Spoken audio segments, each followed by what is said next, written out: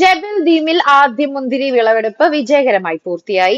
Sharjah കൽബയിൽ 850 metre ഉയരത്തിലുള്ള ജബൽ ദ്വീപിലെ ഖമാം പദ്ധതിയിലാണ് ആദ്യ മുന്തിരി വിളവെടുപ്പ് വിജയകരമായത്. പാറക്കെട്ടുകൾ നിറഞ്ഞ മേഖലയെ ഉൽപാദനക്ഷമമായ കൃഷിഭൂമിയാക്കി മാറ്റി ചന്ദ്രക്കലയുടെ ആകൃതിയിലാണ് ഇവിടെ പദ്ധതി ആരംഭിച്ചത്. മേഘങ്ങൾക്ക് മീതെ എന്നർത്ഥം വരുന്ന ഖമാം പദ്ധതി ഷാർജയിലെ ഏറ്റവും വലിയ കാർഷിക പ്രവർത്തനങ്ങളിൽ ഒന്നാണ്. മലയോര കൃഷിയെ ആധാരമാക്കി ടൂറിസം, വിദ്യാഭ്യാസം, ഭക്ഷ്യസുരക്ഷ തുടങ്ങിയ മേഖലകളിൽ ധാരാളം സാധ്യതകൾ തുറക്കുന്ന പദ്ധതിയാണ് ഖമാം. പദ്ധതി പ്രദേശത്തു നിന്ന് മലയോര കൃഷിയുടെയും പ്രകൃതി ദൃശ്യങ്ങളുടെയും സംയോജിത അനുഭവം സഞ്ചാരികൾക്ക് ലഭിക്കും. 10 കിലോമീറ്ററോളം നീളമുള്ള റോഡുകൾ, 2 വലിയ പാലങ്ങൾ എന്നിവയുടെ സഹായത്തോടെ ഗതാഗതം സുഗമമാക്കിയാണ് പദ്ധതി നടപ്പിലാക്കിയിരിക്കുന്നത്.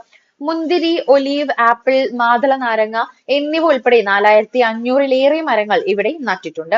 ഷാർജ ഭരണാധികാരിയും സുപ്രീം കൗൺസിൽ അംഗവുമായ Sheikh doctor Sultan bin Muhammad al ഖാസിമിയുടെ നേരിട്ടുള്ള മേൽനോട്ടത്തിലാണ് വികസനം നടന്നത്.